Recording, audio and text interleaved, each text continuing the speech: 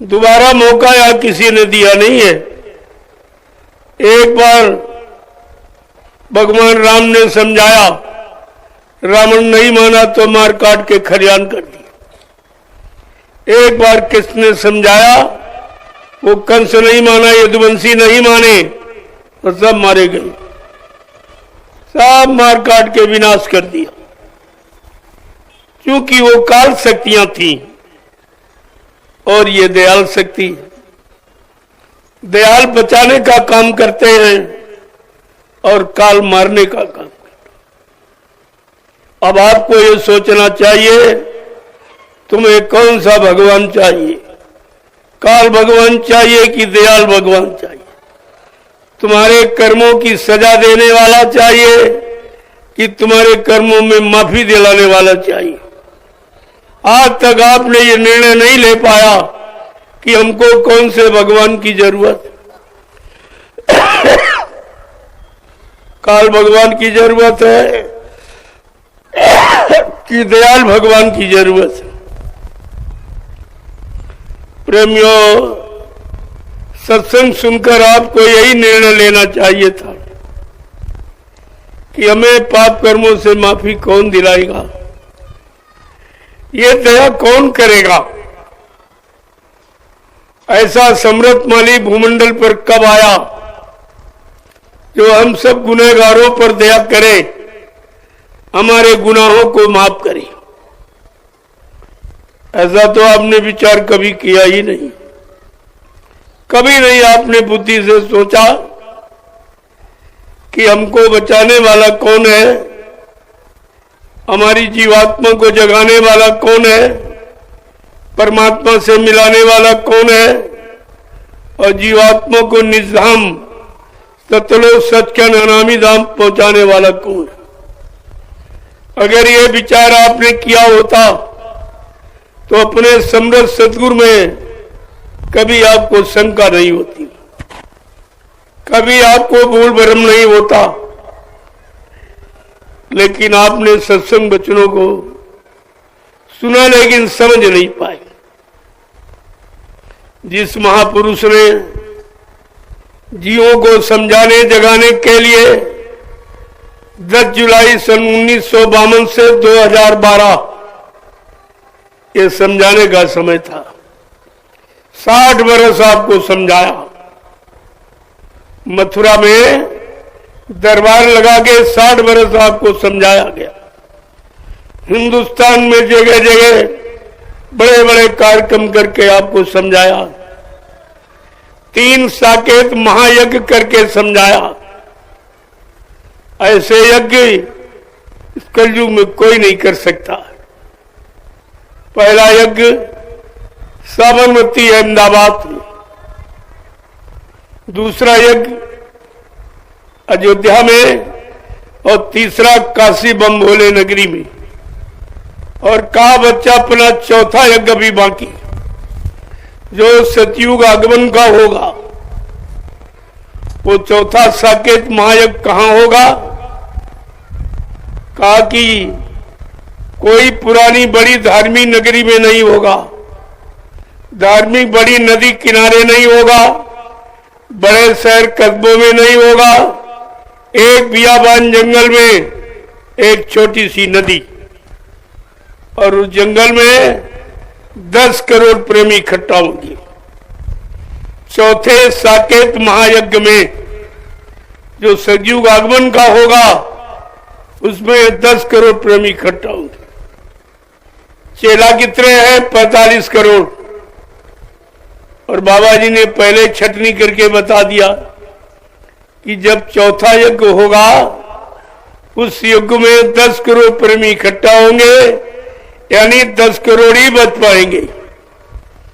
तब तक तमाम स्वार्थी लोभी लालची इधर उधर भटक जाएंगे, भाग जाएंगे दरबार छोड़कर। 10 करोड़ प्रेमी बचेंगे। उस 10 करोड़ प्रेमियों में मैं सतयुग आने की तारीख की घोषणा करूंगा। ये सब आपको बताया गया, लेकिन आप बहुत थोड़े दिनों के नामदानी हो। कोई 10, कोई 15, कोई 20, कोई 25 वर्ष का। बाबा जी सत्संग सुना रहे थे जुलाई 1952 से। आप बीच में आके बैठ गए, तुमने ये भी नहीं जाना कि पहले क्या सुनाया गया, कौन सी भविष्यवाणियां की गई, आपको तो मालूम नहीं। कभी आप भूल भ्रम में चले गए। ये जो कुछ हुआ है या होगा, ये सब पहले इशारा करके बता दिया था। कहा था बच्चा, आगे मैं ऐसी नाजुक स्थिति बना के खड़ी कर दूंगा, फिर मैं कुछ दिनों के लिए तुम्हारे से दूर चला जाऊंगा। तुम इतनी जल्दी मुझे नहीं पहचान पाओगे। मैं समय पर आकर अपने समस्त वादों को पूरा करके दिखाऊंगा और अपने भूले बिछड़े वादों की याद दिलाऊंगा। लेकिन तुम मेरा इंतजार भजन करके करते रहना। जय गुरुदेव। कि आपने भजन करके इंतजार किया है? किसी ने नहीं किया। कोई इधर भाग गया, कोई इधर भाग गया, कोई इधर भाग गया। किसी ने 1 मिनट भी इंतजार नहीं किया। और बाबा जी ने क्या कहा था कि मेरे बारे में कोई कैसी स्थिति लाके खड़ी कर दे, लेकिन बच्चा विश्वास मत करना। पिछले राजनेताओं ने हमें भली भांति आजमा लिया है। न मुझे कोई मार सकता, न मुझे कोई धोखा दे सकता, न मुझे कोई धन दौलत सामान से खरीद सकता। मैं अपना काम करने आया हूं, काम करके ही जाऊंगा। गुरुदेव। अगर जरूरत पड़ी अपने काम को पूरा करने के लिए इसी शरीर में 400 वर्ष तक रहूंगा और काम करके ही जाऊंगा। जय गुरुदेव। फिर आप भूल कैसे गए? क्या 400 वर्ष का समय निकल गया है जो आप कहते हो बाबा जी चले गए? अभी हिंदुस्तान की धरती पर यह प्रचार किया गया कि बाबा जय गुरुदेव जी महाराज के शरीर की उम्र 116 वर्ष की और 11 वर्ष ये लीला के। इस समय उनकी उम्र 127 वर्ष की। कौन पहचानेगा उनको? 127 वर्ष का कोई है जो उनको पहचानेगा? कम से कम आपको ये समझना चाहिए। जिसको आपने देखा नहीं शुरू में, जिसकी स्पीच भाषण सुनी नहीं, क्या कहा, कब कहा, क्यों कहा, तो फिर आप उनके बारे में जानते ही क्या हो? सब झूठा प्रचार कर रहे हैं। किसी को महापुरुष के बारे में कोई जानकारी, संत की महिमा संत ही जाने, जो कोई संत हो ही, बाकी कोई नहीं बता सकता।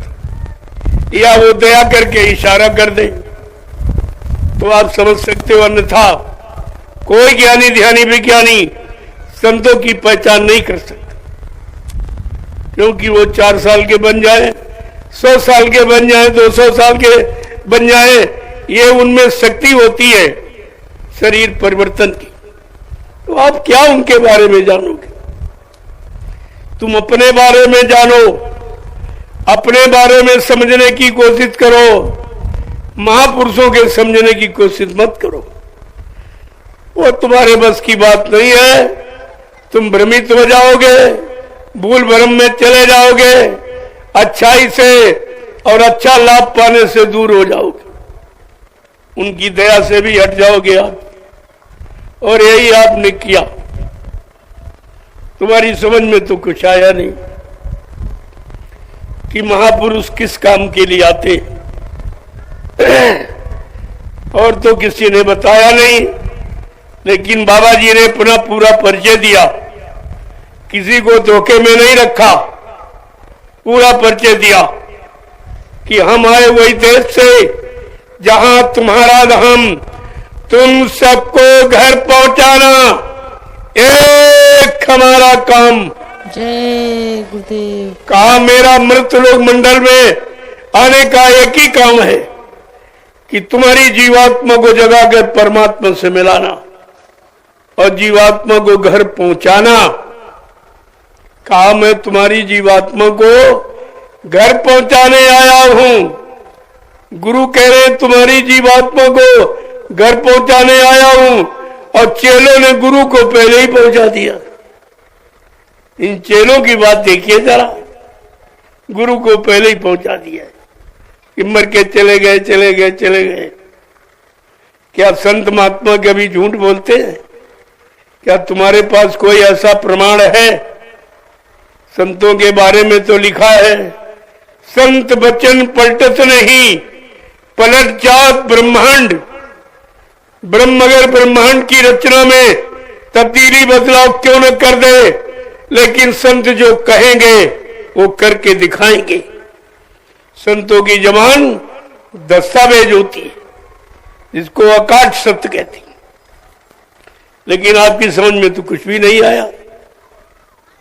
मथुरा जाते रहे, सत्संग सुनते रहे, सेवा करते रहे, सेवा देते रहे, गुरु के वचनों का प्रचार भी करते रहे, लेकिन ये नहीं समझ पाया कि गुरु किस काम के लिए आता है और कौन सा काम करके जाता है। ये तो आपको नहीं मालूम, ये तुम्हारी समझ में आया ही नहीं। संतों के बारे में गोस्वामी जी महाराज ने रामचरितमानस में बड़ा स्पष्ट परिचय दिया है, ताकि कोई भूल न जाए कि संत क्यों आते हैं, किस काम के लिए आते हैं और कौन सा काम करके ही जाते हैं। इसके पहले नहीं जाते। बाबा जी ने तो आपसे वादा किया था, जिनको मैंने नाम दान दिया, जब तक इनकी जीवात्मा को घर नहीं पहुंचा लूंगा, मैं चैन से बैठने वाला नहीं हूं। जब तक मेरा एक भी जीव यहां रहेगा, मैं बराबर मौजूद रहूंगा। जब मेरे जगाए सारे जीव चले जाएंगे, मैं पीछे से जाऊंगा। तो क्या आपकी जीवात्मा जाग गई है? परमात्मा से मिल गई जो कहते हो बाबा जी चले गए? फिर ये कौन ले जाएगा? है कोई जीवात्मा को जगाने वाला, परमात्मा से मिलाने वाला, जीवात्मा को सत्यलोक सचखंड पहुंचाने वाला है कोई?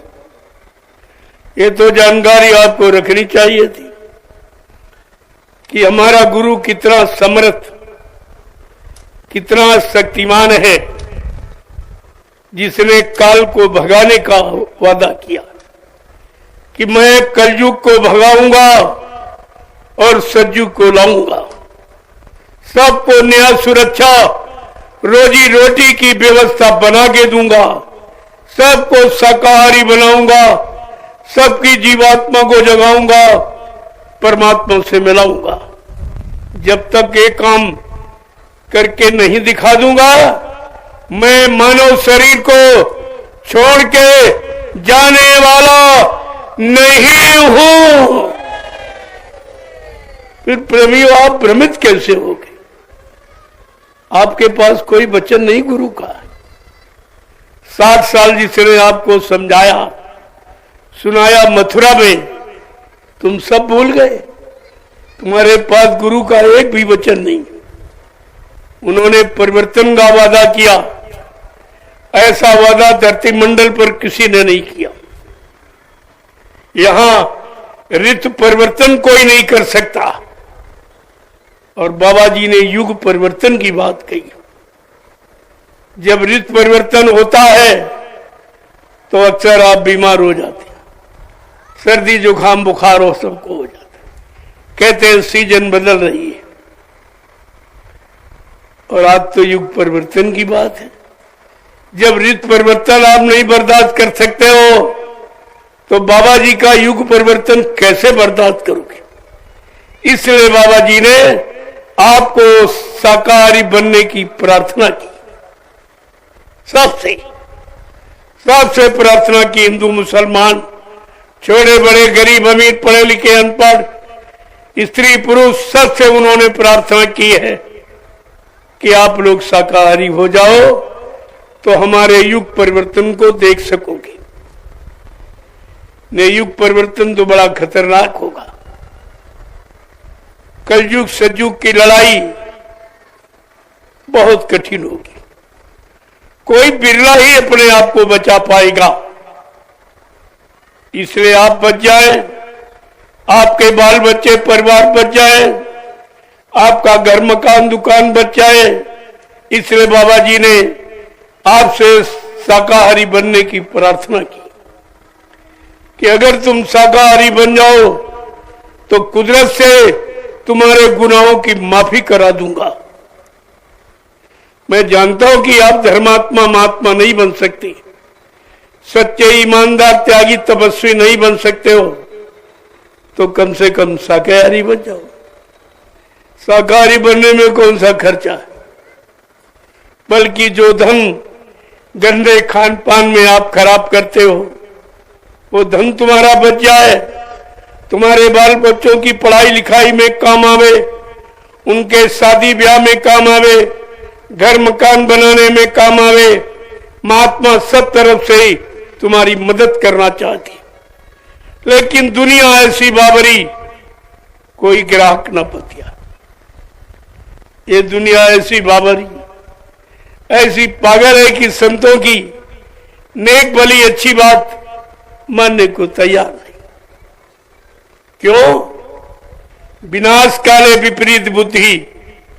जब जिनका विनाश होने को होता है उनकी बुद्धि विपरीत दिशा में काम करती। कितनी नेक भली अच्छी बात बताओ, उनकी समझ में नहीं आती। क्यों? उनका पापों का घड़ा भर गया। प्रेमियों, आज बाबा जी ने केवल विश्व में एक ऐसा महापुरुष है जो सबके बचने बचाने की बात करता, बाकी यह संदेश किसी का नहीं, न किसी प्रधानमंत्री मुख्यमंत्री का और न किसी महात्मा का। यह संदेश कोई नहीं देता। शाकाहारी बनने की आवाज न मंदिर से निकल रही, न मस्जिद से, न गिरजाघर गुरुद्वारे से, न कोई प्रधानमंत्री मुख्यमंत्री इस पर जोर दे रहा कि बीमारी बनने का कारण क्या है। आखिरकार बीमारियां क्यों बढ़ रही हैं? तुमने तो बीमारी रोकने के लिए कितने डॉक्टर बना डाले झोला छाप, जो गली गली दौड़ रही। कितने आपने दवाखाने, कितने हॉस्पिटल खोल डाले, कितनी दवा बनाने की मिल और फैक्ट्रियां आपने चला दी, लेकिन बीमारी हजारों गुना आगे बैठी है।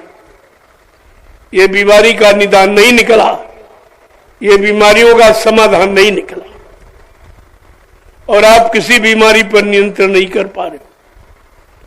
उधर दवाएं बढ़ रही, उधर बीमारी बढ़ रही। दवाएं तो रोकथाम करती है, लेकिन दवाएं बढ़ रही, उनके साथ बीमारी उनसे तेज बढ़ रही। बाबा जी ने पहले ही कहा था कि बड़ी बड़ी बीमारियां होंगी, एक की दवा 100 में न मिलेगी। ऐसा समय वक्त आ रहा है, इतनी बीमारियां बढ़ जाएंगी कि 1 रुपए की दवा 100 रुपए में भी नहीं मिल पाएगी। और आज आपके सामने है, देख लीजिए, एक कोरोना नाम की बीमारी, जिसको किसी ने नहीं बताया। बाबा जय गुरुदेव जी महाराज ने 6 नवंबर 1986 में इस बीमारी का नाम बताया था। कहा, बच्चा, अगर तुम शाकाहारी ना हुए, सच्चे ईमानदार, चरित्रवान न बन पाए, तो कुदरत की तरफ से एक ऐसी बीमारी आ रही जिसका नाम होगा कोरोना।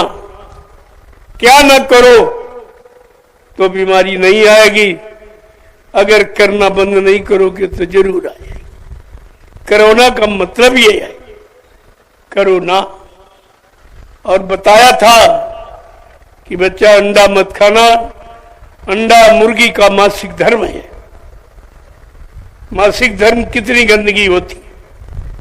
तुम्हारी धर्म पत्नी जब मासिक धर्म में होती है, आप उसके हाथ का भोजन नहीं करते, उसके छूते नहीं हो कि रोग आ जाएगा, बीमारी लग जाएगी।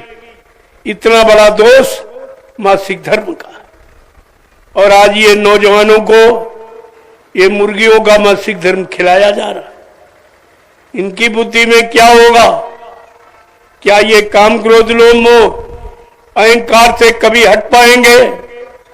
क्या काम से बच पाएंगे? ये तो विचार करना चाहिए।